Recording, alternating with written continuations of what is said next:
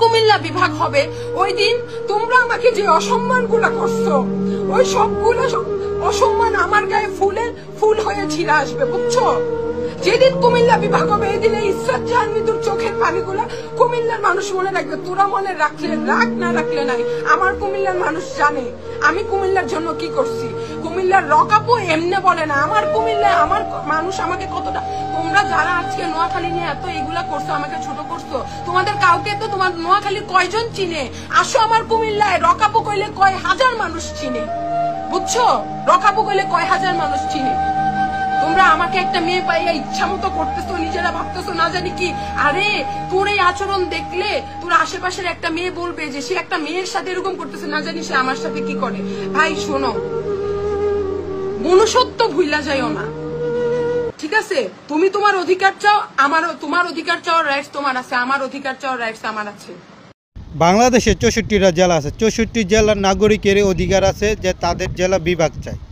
এতে কোনো অন্যায় নেই, সরকারেতে চাইয়া নিতে পারলে কোনো সমস্যা নেই, কেউ মানা করে নেই। কিন্তু আপনি কুমিল্লার একজন মেয়ে রগাপু, তাকে আপনি যেভাবে আচরণ করলেন, যেভাবে খারাপ মন্তব্য করলেন, এটা যদি আপনার মা বোনকে বর্তমানে কুমিল্লারবাসীরা যদি করে তখন আপনার কেমন লাগবে? কারণ আপনার কারণে আপনার মা বোন, আপনার মেয়ে বকাবকি শুনবে। এই রগাপু তো আপনার মা বোন 14 গোষ্ঠীরে গালাগালি করে নাই, বা কুমিল্লার কোনো ছেলেরা আপনাদের নোয়াখালী কোনো মানুষদের মা বোন আত্মীয় স্বজন নিয়ে গালাগালি করে নেই। কেন আপনি এই ধরনের আচরণ করলেন? তাহলে আপনারাই বুঝেন যে আপনাদের নিজেদের কারণে নিজেদের মা বোনকে গালাগালি শোনাইতেছেন। কুমিল্লার ছেলেরা ভালো দেখে এখনও আপনাদের মা বোন কেউকেই গালাগালি করে না। একটা কথা বলি, কথাটা হলো কি জানেন, যে নিজের বাপের পরিচয় দিতে অপরাধ বোধ করে সে কি জানেন, জারজ সন্তান। তা আপনার আগে কোথায় ছিলেন সেটা দেখবেন, ইতিহাসের পাতা ঘেটে দেখেন যে আপনার আগে কার সাথে যুক্ত ছিলেন।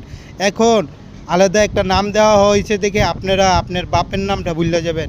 আপনি কিছু টাকা ইনকাম করতে পারেন দেখে এর লেগে আপনার বাপে গিয়ে আপনার খোঁজ খবর নেবেন না, আগে কোন জায়গাতে জন্মগ্রহণ করছেন সেটা দেখেন, ঠিক আছে? এই ধরনের বাজে কমেন্ট, বাজে আচরণ করে মেয়ে জাতিদেরকে কলঙ্কিত করলে, আপনারও মা আছে, আপনিও একটা মায়ের সন্তান, আপনিও একটা মেয়ের স্বামী, আপনিও একজন মেয়ের বাপ হতে পারেন। তো এই জিনিসটা মাথায় রাখবেন।